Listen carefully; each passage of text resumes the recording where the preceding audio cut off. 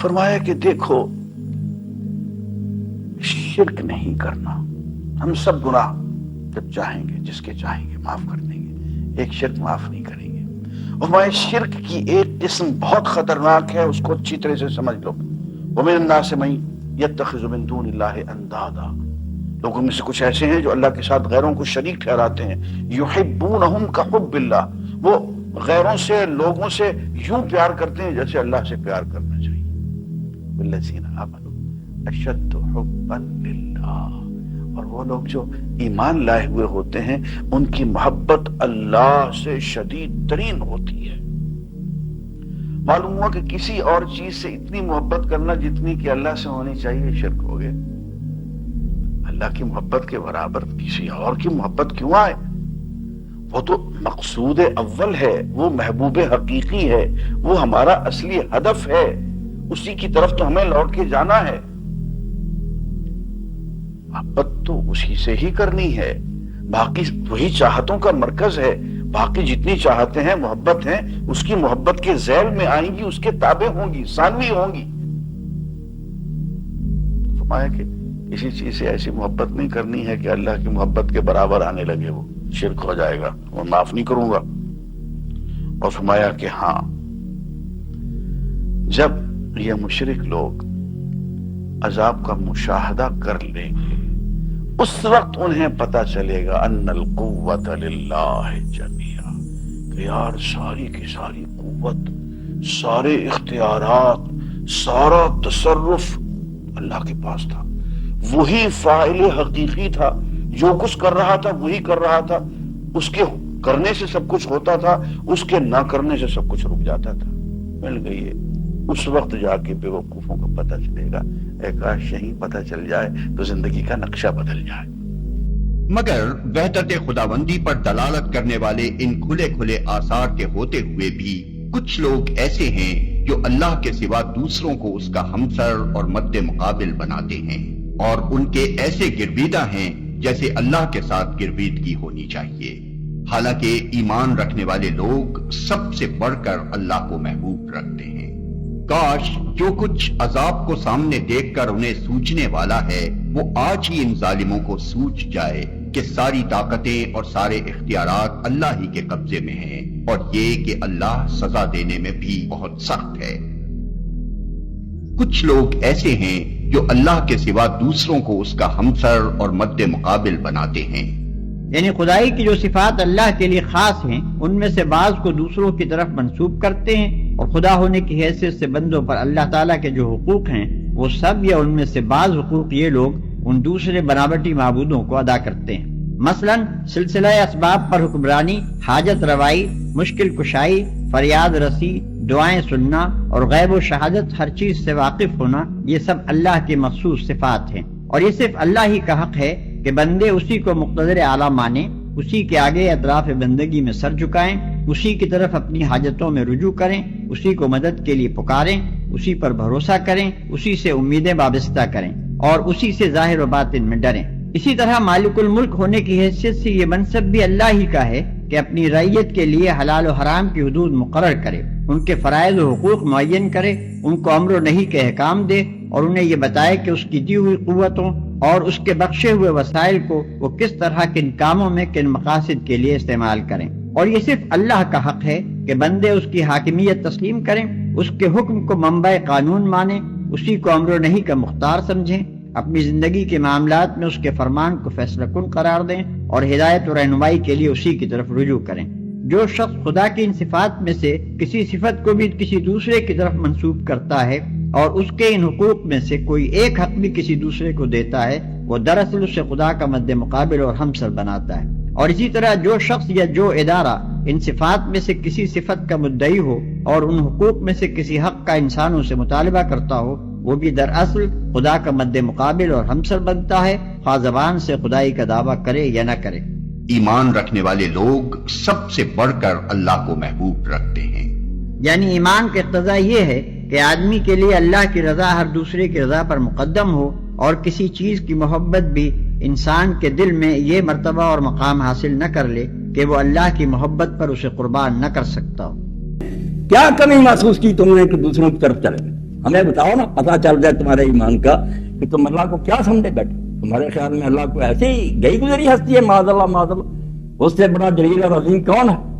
تبارا قسم ربا تعالی جدو، اس کی شان بلند ہے، اس کا مرتبہ بلند ہے. تو آگے پھر جو آگ میں ڈالیں گے وہ ختم. یہی بات میرے علی آپ کے لیے آج کے درس میں کافی ہے کہ اللہ کو پہچانے.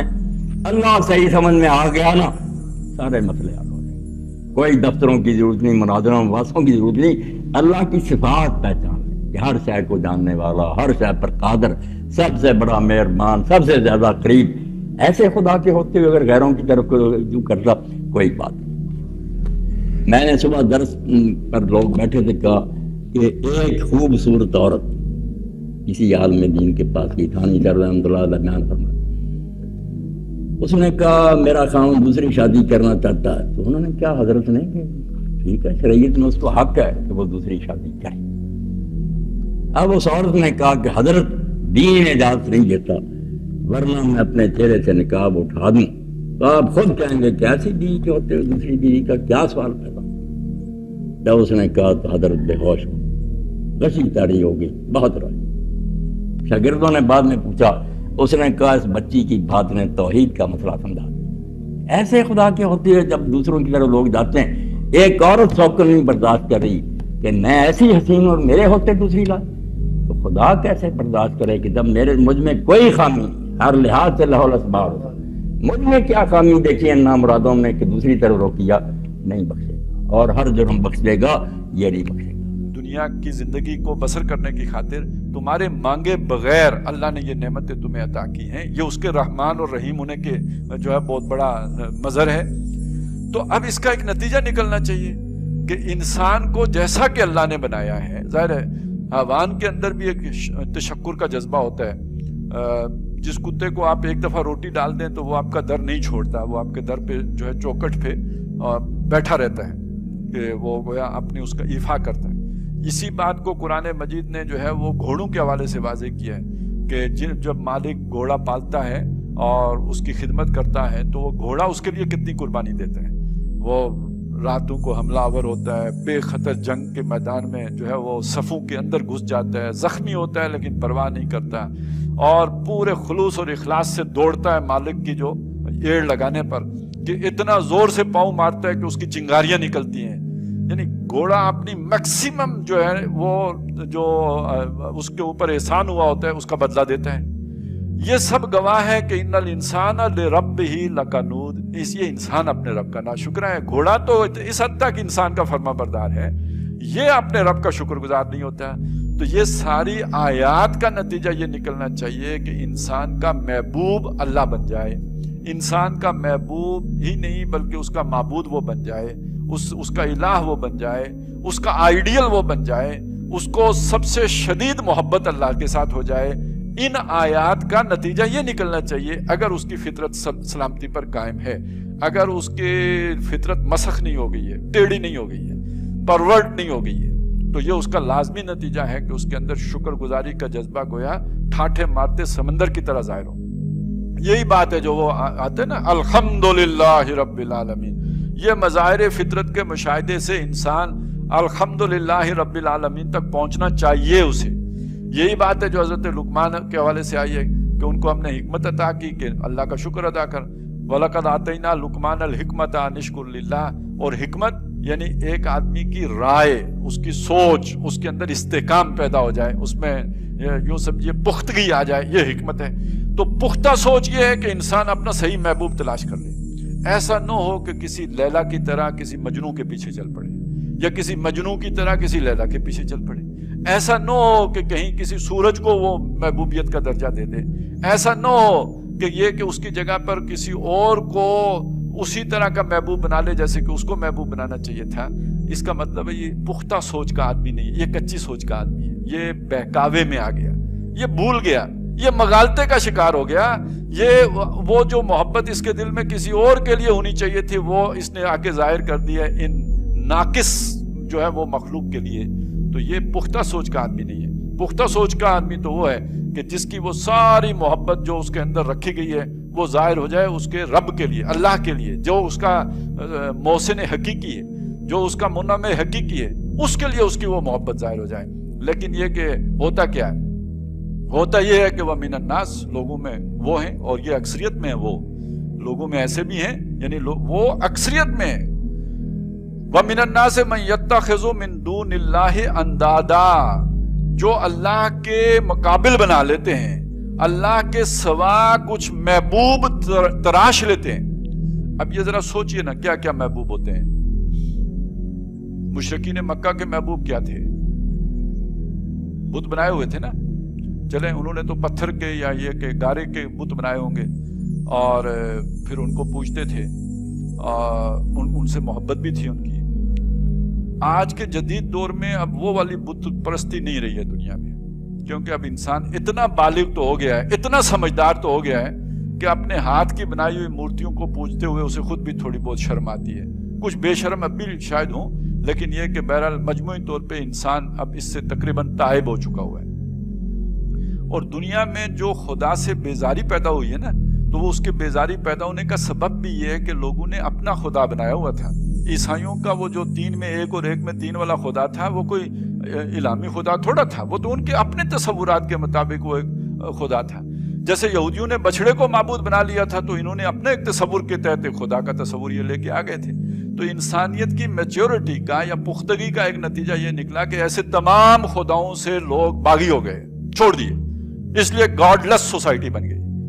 لیکن جو اصل خدا ہے اس کا تعارف ہم نے کرانا تھا، ہم نے کرایا نہیں۔ وہ تو قرآن مجید میں تھا، وہ ہم سامنے لے کے نہیں آئے، اس وجہ سے لوگ اس کی طرف سے نہیں آ سکے۔ تو گویا یوں سمجھیے لا الہ تو ہو گیا، الا اللہ ابھی تک نہیں ہوا۔ تو بہرحال آج کے دور کے جو ہے محبوب کیا ہیں؟ سب سے بڑا، ان تازہ خداؤں میں بڑا سب سے وطن ہے، جو پیرہن اس کا ہے وہ مذہب کا کفن ہے۔ وطن پرستی، یعنی اب پرستش کس کی ہوتی ہے؟ وطن کی۔ اور آپ ذرا سوچئے امت مسلمہ، اس کے بھی 58 وطن ہیں، اور سب سے پہلے اپنا اپنا، یہ تو ہمارا نعرہ تھا نا سب سے پہلے پاکستان، تو افغانستان یہ نعرہ لگائے گا سب سے پہلے پاکستان، وہ تو کہے گا سب سے پہلے افغانستان۔ سعودی یہ نعرہ لگائے گا سب سے پہلے پاکستان، وہ تو کہے گا سب سے پہلے سعودی عرب۔ تو گویا ہر ایک نے اپنا ایک محبوب بنا لیا ہے، اور اس سے محبت کرتے ہیں جیسے اللہ سے محبت کرنی چاہیے، بلکہ یہ کہ اس کی راہ میں قربانیاں دیتے ہیں۔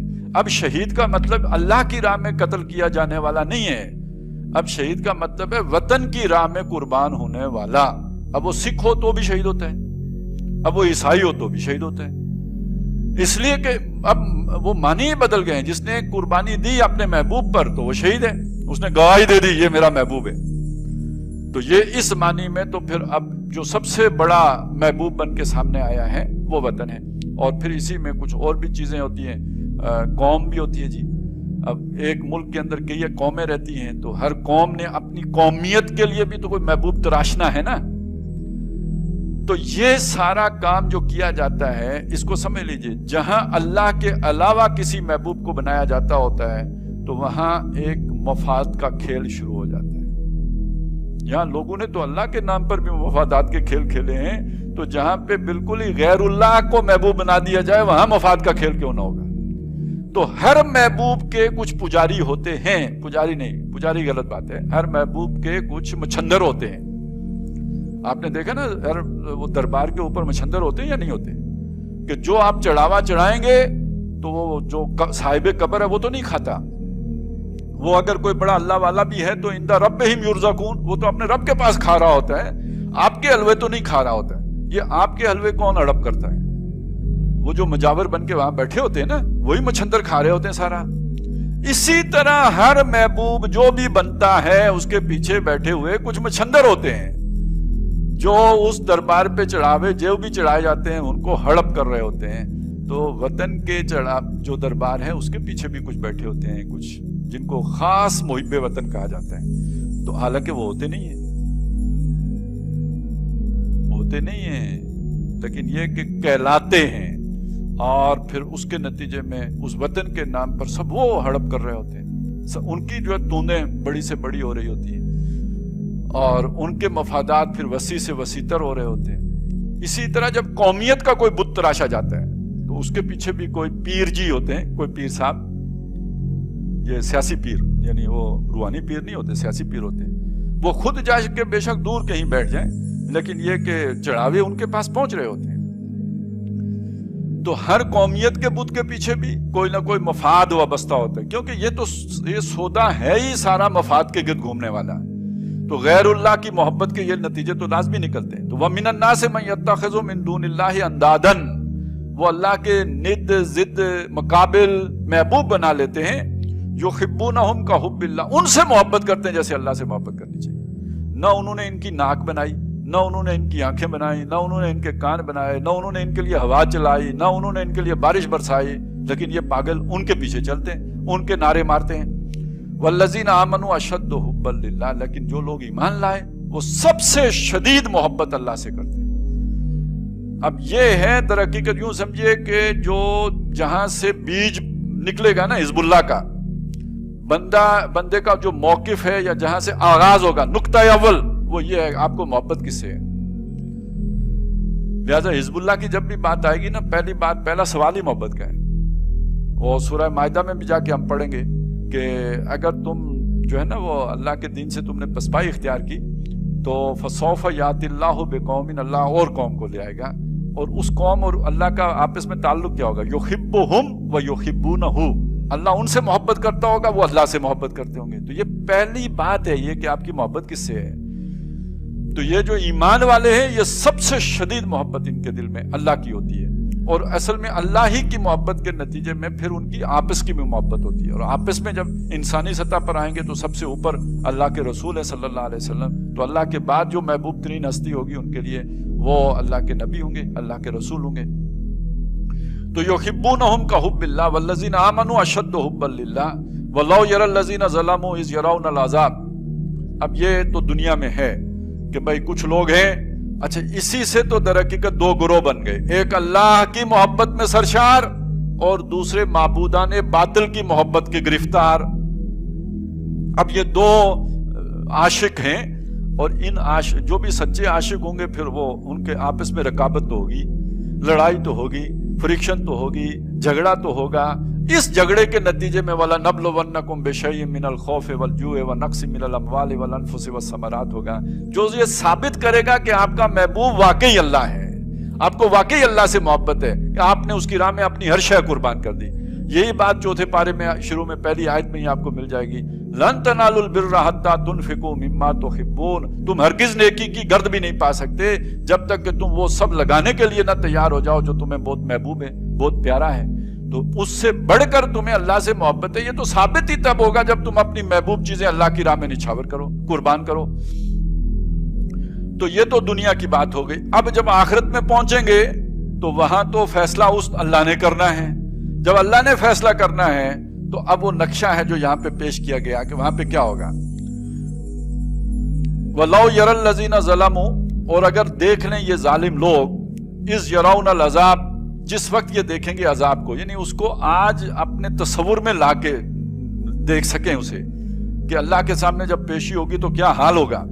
وَلَوْ يَرَى الَّذِينَ ظَلَمُوا إِذْ يَرَوْنَ الْعَذَابَ أَنَّ الْقُوَّةَ لِلَّهِ جَمِيعًا، تب انہیں پتہ لگے گا قوت تو ساری کی ساری اللہ کے پاس ہے۔ طاقت کا سرچشمہ نہ ہوا میں نہ محب وطن حضرات ہیں، بلکہ یہ کہ اس کا وہ تو ساری طاقت تو اللہ کے پاس ہے۔ فرعون کے پاس بھی نہیں، نمرود کے پاس بھی نہیں، ابو جہل کے پاس بھی نہیں۔ طاقت کا سرچشمہ در حقیقت وہ تو اللہ ہی ہے۔ ان القوۃ للہ جميعا۔ اچھا دنیا میں اس ڈر سے بھی تو ان کی باتیں مانی جاتی ہیں نا کہ بھائی نقصان پہنچ جائے گا، مال کا، جان کا، ابرو کا، اور یہ کہ نوکری چلی جائے گی، کاروبار کا نقصان ہو جائے گا، وہ کوئی نیا جو ہے FBI والوں کا لیٹر آ جائے گا، ویسے کئی قسم کے مسئلے مسائل پیدا ہو سکتے ہیں۔ تو وہاں پہ تو سب سے زیادہ طاقت تو پھر اللہ کے پاس ہے، یہ ذہن میں رکھنا چاہیے نا کہ یہ تو ان کی طاقتیں تو کچھ بھی نہیں ہے، ان کے مقابلے میں اللہ کی طاقت سب سے قوی ہے۔ وَأَنَّ اللَّهَ شَدِيدُ الْعَذَابِ، اور ان کا عذاب کیا عذاب ہے، اور ان کی طرف سے لائی ہوئی مصیبتیں کیا مصیبتیں ہیں۔ اللہ تعالیٰ ہے جو سب سے زیادہ سخت عذاب دے سکتا ہے، جو سب سے زیادہ سخت سزا دے سکتا ہے، جو سب سے زیادہ بڑی مصیبت میں گرفتار کر سکتا ہے۔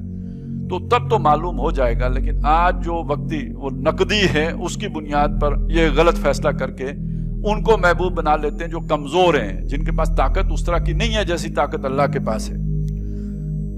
استبرأ الذین اتبعوا من الذین اتبعوا، جب تبرہ کریں گے، اعلان لا تعلقی اور اعلان بیزاری کریں گے، یعنی دنیا میں بڑا مضبوط رشتہ ہوتا ہے یہ محبت کا رشتہ، बहुत मजबूत रिश्ता, आपस में मोहब्बत करने वाले, वो वतन परस्त हों, कौम परस्त हों, नजरिया परस्त हों, उनका बड़ा जोड़ होता है आपस में, बड़ा उनका एक जिसे कहते हैं मजबूत ताल्लुक होता है।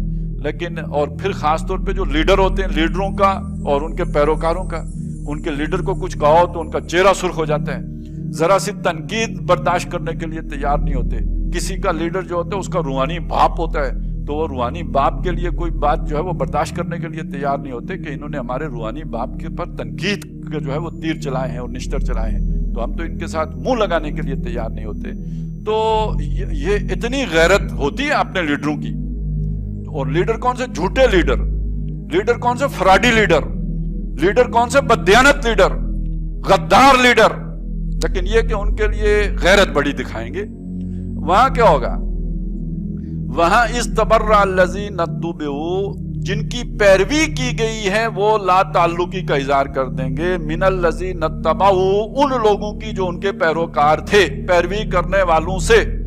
दुनिया में तो उनका बड़ा मजबूत रिश्ता था, लेकिन वहां जाके असल में होगा यही ना कि ये फिर रूहानी बापू से कहेंगे कि अब्बा जी निक्के नू ही नाल जन्नती ले चलो, तो लेकिन वहां पे मसला नहीं माना जाएगा। और अब वो उल्टा मुसीबत में पड़ जाएगा, वो तो खुद गिरफ्तार है, ऊपर से निक्का भी आ गया, तो वो कहेगा पा तू केड़ा, मैं नहीं जानता तुम्हें, मैं तो सगे को भी नहीं पहचानने के लिए इस वक्त यार, तू कहां से नाजिल हो गया मेरा रूहानी पुत्र, तो मुझे तुम्हारे साथ कोई लेना देना नहीं है। इस तबर्रा लजी नत्तुबू मिनल लजी नत्तबाऊ वराउल अजाब, ये देख लेंगे फिर अजाब को, सामने नजर आ रहा होगा अपना इंजाम। व तकत्तात बिहिमुल अस्बाब, और इनके आपस के ताल्लुक मुनक़ते हो जाएंगे। वो जो एक दुनिया का मफाद का ताल्लुक था ना, वो खत्म हो जाएगा। वो मैं तुम्हें हाजी कहूं, तुम मुझे मुल्ला कहो, तो वो ताल्लुक अब यहाँ पे मुनक़ते हो गया। वकाल लजी नत्तबाऊ, अब वो सादा लो अबलाए जन्नत पैरोकार वो कहेंगे लौ अन्न लना कररतन, अगर हमें एक मौका मिल जाए यानी वापस दुनिया में जाने का, फनतबर्रा मिनहुम कमा तबर्राउ मिन्ना, तो हम उनसे इसी तरह इज़ारे ला ताल्लुकी करें जैसे यहाँ इन्होंने हमसे इज़ारे ला ताल्लुकी कर दिया है। फिर हम इनके पीछे नहीं चलेंगे। दुनिया में उनके खूब फॉलोइंग की है, उनके लिए बड़ी कुर्बानियां दी हैं, ज़ाहिर जो कुर्बानियां अल्लाह के लिए देनी थी वो इनके लिए दी हैं, लेकिन अब वहां पे जाके ख्वाहिश करेंगे कि काश वापस दुनिया में जाने का मौका मिले, तो हम इनके मुंह नहीं लगेंगे, हम इनसे ला ताल्लुकी इख्तियार करेंगे। लेकिन जाहिर है वो तो इम्तिहान तो हो चुका, अब वापस जाने का मौका नहीं है। कज़ालिका युरीहिमुल्लाहु अमालहुम हसरातिन अलैहिम, यूं हम उनको दिखाएंगे उनके अमाल, यूं अल्लाह ताला उनको दिखाएगा उनके अमाल, उन पर हसरत बनाकर, अफसोस बनाकर उन्हें दिखाएगा। यानी दुनिया में जिन अमाल पर फख्र करते थे, मैंने अपनी पार्टी के लिए ये कुर्बानी दी है और मैंने अपने लीडर के लिए ये किया और वो किया है, वहां वो शय हसरत बन जाएगी कि मैंने क्यों किया ये। हसरातिन अलैहिम वमा हुम बिखारिजीन मिनन नार, ना लीडर ना उनके पीछे चलने वाले फॉलोअर्स वो अब आग से निकलने वाले नहीं होंगे। अब देखिए फैसला कुन बात क्या हुई, महबूब कौन था? अगर महबूब अल्लाह के अलावा कोई था तो फिर उसका नतीजा ये निकलना है। ला यातिल लिक़ौमी याक़िलून, इन सब में आयात हैं, निशानियां हैं उन लोगों के लिए जो अक्ल से काम लें। इनको देखो और इनके खालिक को, मुदब्बिर को पहचानो। आयात है, और इनके आयात के पहचानने का जो अमली नतीजा निकलना चाहिए और जिसको आम तौर पर लोग नहीं पहुंच पाते जिस तक, अब अगली आयत में उसका तज़किरा है। नतीजा तो निकलना यह चाहिए कि फिर महबूब अल्लाह ही हो, शुक्र उसी का हो, इताअत उसी की हो, इबादत उसी की हो। जब सूरज में कुछ नहीं, ये तो अल्लाह ने उसको बनाया है, ये हरारत जो है अल्लाह ने दी है, चांद में कुछ नहीं, हवाएं चलाने वाला कोई वही तो है। तो अब किसी शय के लिए कोई शुक्र नहीं, किसी शय के लिए कोई इबादत नहीं, कोई दंडवत नहीं, कोई सजदा नहीं, बल्कि सिर्फ अल्लाह के लिए, और वही मतलूब व मकसूद बन जाए, वही महबूब हो। ला महबूबा इल्लल्लाह, ला मकसूदा इल्लल्लाह, ला मतलूबा इल्लल्लाह। जिन लोगों की यहां तक रसाई नहीं हो जाती, वो लोग किसी और शय को अपना महबूब मतलूब बनाकर उसकी परस्ती शुरू कर देते हैं। खुदा तक नहीं पहुंचे, अपने नफ्सी को माबूद बना लिया, जो ये कहे कर रहे, معبود تو ہو گیا. ارایت من اتخذ الہہ ہوا، اپنے قوم کو معبود بنا لیا، قوم کی برتری کے لیے اور قوم کی سربلندی کے لیے جانے بھی دے رہے، وطن کو معبود بنا لیا. اس حقیقت کو علامہ اقبال نے سمجھا ہے. اس دور کا سب سے بڑا بت وطن ہے. اس دور میں میں اور ہے، جام اور ہے، جم اور، ساقی نے بنا کی روش لطف و ستم اور، تہذیب کے آزر نے ترشوائے صنم اور، مسلم نے بھی تعمیر کیا اپنا حرم اور، ان تازہ خداؤں میں بڑا سب سے وطن ہے، جو پیرہن اس کا ہے وہ مذہب کا کفن ہے. نیشنلزم، ٹیریٹوریل، وطنی قومیت، وطن کی جے، یہ معبود بنائے بیٹھے. تو اب یہاں سنیے، وَمِنَ النَّاسِ، اور لوگوں میں سے کچھ ایسے بھی ہیں، مَن يَتَّخِذُ مِن دُونِ اللَّهِ أَندَادًا، جو اللہ کو چھوڑ کر کچھ اور چیزوں کو اس کا مد مقابل بنا دیتے ہیں. وطن کو بنا لیا، قوم کو بنا لیا، ہیومنزم، انسانیت، نوع انسانی، ہم اس کے خدمتگار ہیں، ہم اس کی بہتری کے لیے کام کر رہے ہیں، یہ بھی ایک معبود بن گیا. اور سب سے گھٹیا انسان وہ ہے کہ اپنے ہی حسن کا دیوانہ بنا پھرتا ہوں، اپنا ہی نفس ہے، اسی کے گر چکر لگا رہا ہے، وہی حریم ہے اس کا، وہی حرم ہے اس کا، اور وہ طواف کر رہا ہے اپنے نفس کا، تو وہ بھی تو اس کا ایک معبود ہے. لوگوں میں سے وہ بھی ہیں کہ جو اللہ کو چھوڑ کر کسی اور چیز کو اس کا مد مقابل بنا دیتے ہیں. یحبونہم کحب اللہ، اور ان سے محبت کرنے لگتے ہیں جیسی کہ اللہ سے کرنی چاہیے.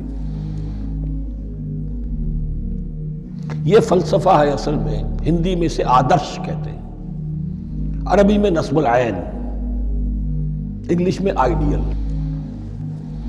ہر باشعور انسان کسی شے کو اپنا آئیڈیل بناتا ہے اور اس سے پھر محبت کرتا ہے، اس کے لیے جیتا ہے، اس کے لیے مرتا ہے، قربانیاں دیتا ہے، ایثار کرتا ہے. قوم کے لیے قربانی، وطن کے لیے قربانی، فلاح کے لیے قربانی، خود اپنی ذات کے لیے قربانی. یحبونہم کحب اللہ، یہ سارے کام تو اللہ کے لیے کرنے کے تھے.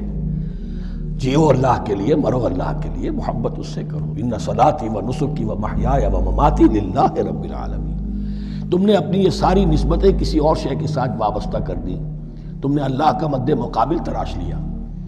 می تراشت فکر ما ہر دم خدا بندے دیگر، رست از یک بند تا افتاد در بندے دیگر. انسان معبود تراشتا رہتا ہے اپنے ذہن سے اور ان کے لیے محبت کرتا ہے، جانیں دیتا ہے، قربانیاں دیتا ہے. وَمِنَ النَّاسِ مَن يَتَّخِذُ مِن دُونِ اللَّهِ أَندَادًا يُحِبُّونَهُمْ كَحُبِّ اللَّهِ. یہ مضمون بھی سورہ حج میں زیادہ واضح ہوگا.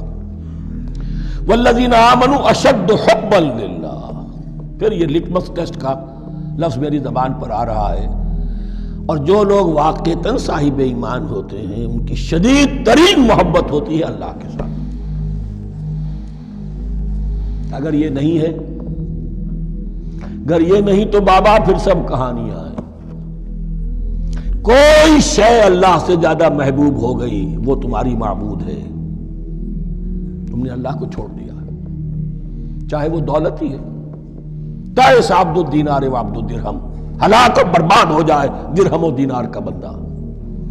نام عبد الرحمن ہے، حقیقت میں عبد الدینار ہے. دینار آنا چاہیے، حرام سے آئے، حلال سے آئے، جائز سے آئے، ناجائز سے آئے. تو معبود اللہ نہیں ہے، معبود دینار ہے. ہندو نے یہ کیا کہ لکشمی دیوی کی ایک مورتی بنا کر پوجنا شروع کر دیا. یہ لکشمی دیوی اگر ذرا مہربان ہو جائے گی دولت آ جائے گی. ہم نے کہا ہٹاؤ اس درمیان کے لنک کو، سیدھے ہی دولت کو کیوں نہ پوجو. پیٹرو ڈالر کو پوجو، ڈالر کو پوجو. ترک وطن کرو، ماں باپ کو چھوڑو یہاں سے سکتا ہوا کہ مر رہے ہیں اور کوئی ان کا بیٹا ان کی بیٹی ان کے پاس نہیں. کس لیے؟ ڈالر. کون معبود ہوا؟ وَمِنَ النَّاسِ مَن يَتَّخِذُ مِن دُونِ اللَّهِ أَندَادًا يُحِبُّونَهُمْ كَحُبِّ اللَّهِ وَالَّذِينَ آمَنُوا أَشَدُّ حُبًّا لِلَّهِ وَلَوْ يَرَى الَّذِينَ ظَلَمُوا إِذْ يَرَوْنَ الْعَذَابَ أَنَّ الْقُوَّةَ لِلَّهِ جَمِيعًا. اور کاش کہ دیکھ لیتے یہ لوگ جو اس شرک میں اور اس گناہ میں مبتلا ہیں، ظلم شرک کے معنی میں، جب وہ دیکھیں گے عذاب کو اور یہ بات واضح ہو جائے گی کہ قوت تو ساری کی ساری اللہ کے ہاتھ میں ہے، کسی کے پاس کچھ نہیں. وَأَنَّ اللَّهَ شَدِيدُ الْعِقَابِ، اور یہ کہ اللہ سزا، شدید العذاب، اللہ سزا دینے میں بہت سخت ہے. اس وقت آنکھ کھلے گی تو فائدہ کیا ہوگا؟ اب آنکھ کھلے تو فائدہ ہے. استبرأ الذین اتبعوا من الذین اتبعوا.